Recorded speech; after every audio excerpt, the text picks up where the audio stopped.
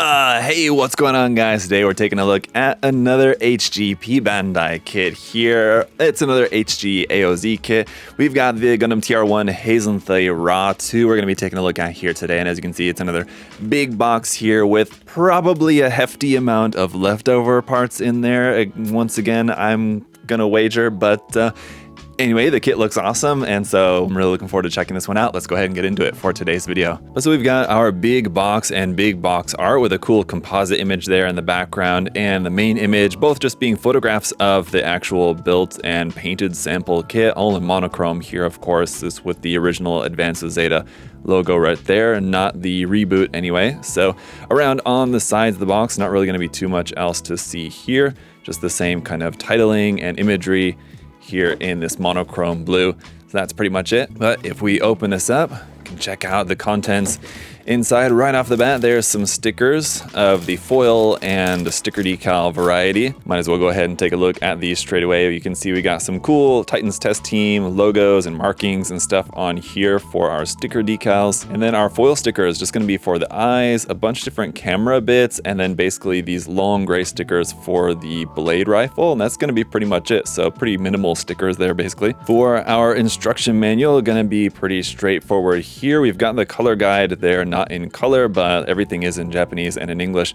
there. Nothing's in color. Let's see if we even have, okay, we do have a couple of photographs of the kit here in black and white, basically just serving as our decal guide here for where those couple of sticker decals are going to be placed on the kit. Otherwise, it's just a parts list and construction all here in black and white. So yeah, nothing really too special here in the manual. But taking a look at that parts list here, you can see once again, we've got a whole lot of X'd out parts there, especially on those first couple of runners, which look to be like from the Hazel kit. And then even on these, wow, yeah, just a lot of leftover parts with this one once again. But okay, let's get into the runners. We've got some polycaps here, PC123 in gray. And with the rest of the runners too, these are kind of grouped based on like kind of what kit they're from. So the first couple of runners are from the HGUC Hazel. Here we've got runner A in red, clear pink for the beam saber effect part right there, dark navy blue, and that Advance of Zeta style yellow-orange color. Runner B from the Hazel, we actually have two of, one in off-white, one in navy blue. So you have to make sure to pay attention in the manual as to which color of the part that you need. Runner C here as well, more parts from the Hazel Custom here in navy blue.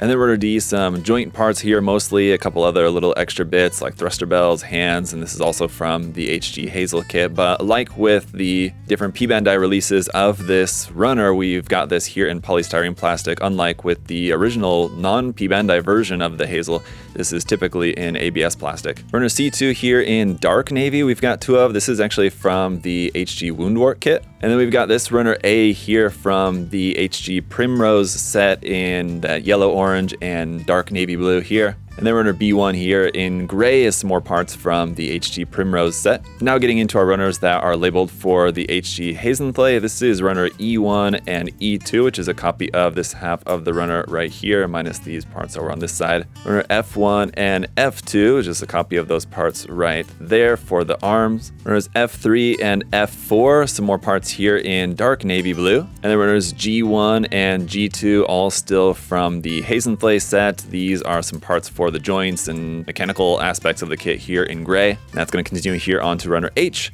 We got two of these here as well, parts for the weaponry there, as you can see. Runners I1 and I2 being in that yellow-orange, and then one little red part here on runner I2. Here on runner I1, you can see that new part for the very elaborate V-fin here for this mobile suit, looking pretty awesome there. Next up, we've got runner XA, which is going to be from the Hurududu 2, actually. We've got two of these for some more parts in gray. Runner XB, also from the Hurududu 2 set. We actually have four of this runner. And then runner XC1 and XC2 in off-white. There, some more parts from the Hurududu set. And lastly, in dark navy, runner XD as well. We've got four of these. And that's it for all of our runners. So let's go ahead and get the kit built up.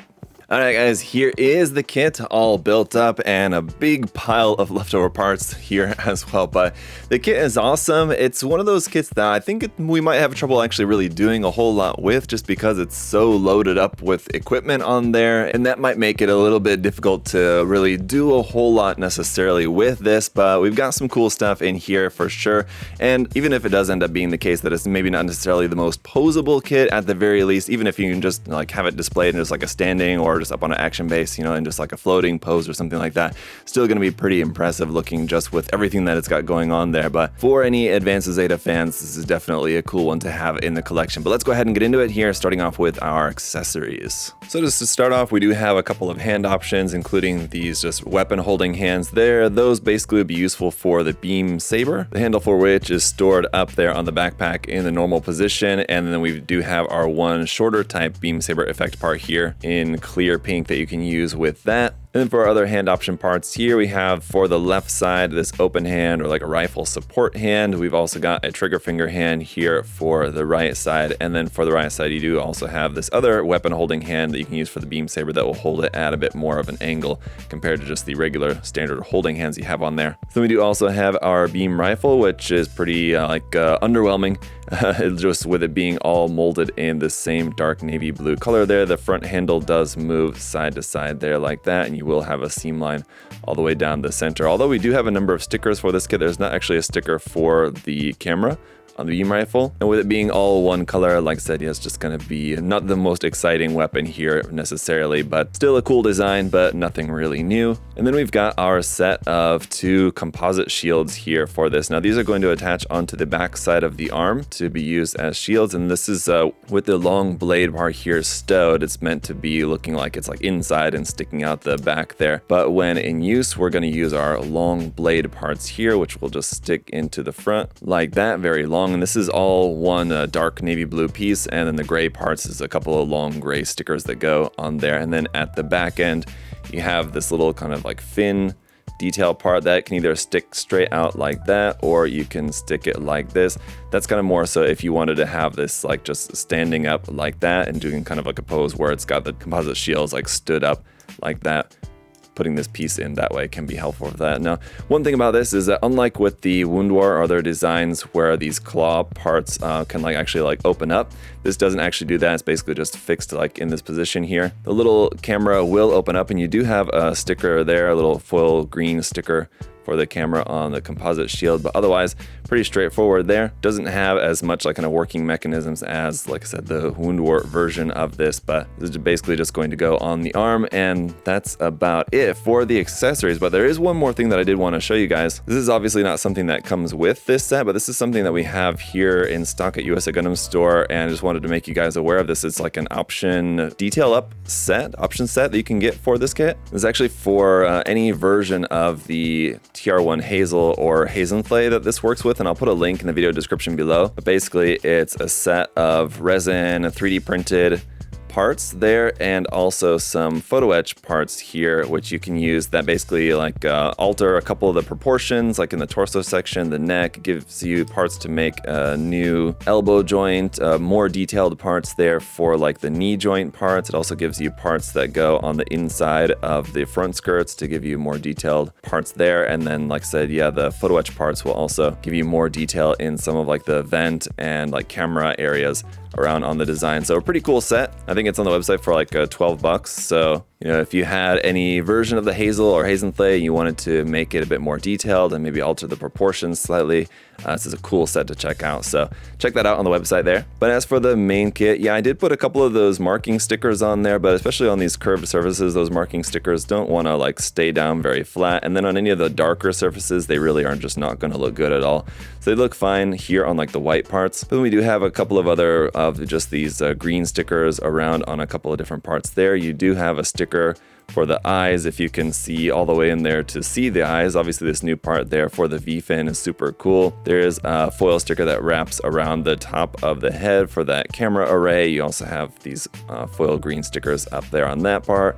down here on the front of the legs, and then around on the back there's another one up there on the backpack. And so like if you've built any version of the Hazel, basically all the stickers are going to be pretty standard, exactly what you would expect and what you've built before. But we have some nice color separation for the vents here on like the boot parts from the advanced Hazel. It would have been nice if this drum part here at the back was better color separated. You may notice this is recognizably the dong part of the wound wart there, or what's usually used for the wound wart anyway. And these equipment parts here will move. These parts can extend out there like that. And we have the cannons up here at the top. You have a sticker for the cameras for those as well, and these can be moved around, but I don't think that the way that these are mounted on here, they can't actually be rotated to the front to fire forward. So it has to just be like it's like flying like this head first, and then the cameras can shoot like that.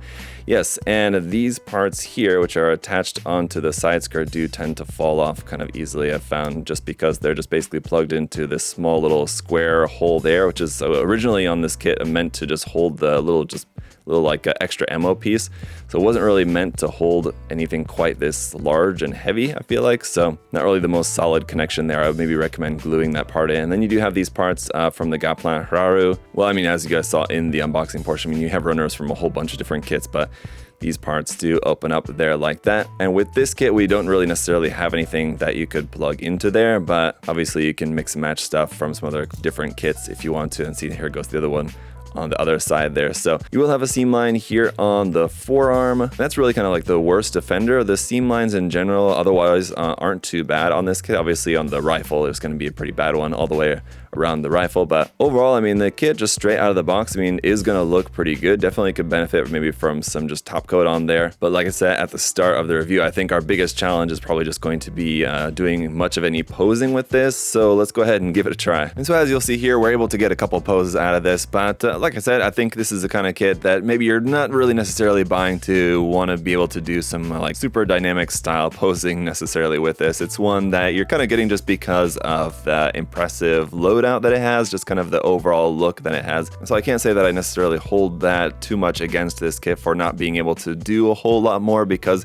it's just really impressive as it is. And like I said a moment ago, I maybe would recommend gluing, or I mean, if you're feeling ambitious, maybe magnetizing those parts to the side skirts just to help to keep those from falling off. But it's definitely a really cool kit to have in the collection, especially if you've been a fan of the different HG Advanced Zeta model kits that Bandai's been releasing out in the Premium Bandai series. And this one having that very ornate V-fin on there is really cool as well. It's kind of like tucked away, hidden amongst the equipment there, but it still does look pretty cool, pretty prominent there on the head, and would also benefit, I think, from sharpening up those bits, because each of the little fins there, having the safety flags on there is going to, you know, make it look a little bit more like a toy and less, you know, I don't know, impressive or something, I guess. But I would say definitely sharpening up the V-fin would be a great way to improve the look of the kit overall for sure. But that's really kind of about it for this one. Let me know what you guys think down in the comment section below. What do you think about this variation? Are you excited about this one, or are you tired of the Advanced Zeta HG variations? I don't know. I'm sure there's maybe a mix of opinions. You can let me know your thoughts down in the comment section below. And definitely check out that option like detail up set there on the USA Gundam store website. I'll have the link to that down in the comment section below. Obviously, we're not going to have this particular kit in stock, but there is going to be other Advanced Zeta stuff that you can find there on the website, and other just Gunpla model kits. So check all that out there on the site. Thank you guys so much for all your support, as always, liking the video, making sure that you're subscribed. Really appreciate it. And until next time, hope y'all are having a great day, and I'll see y'all later. Bye, guys.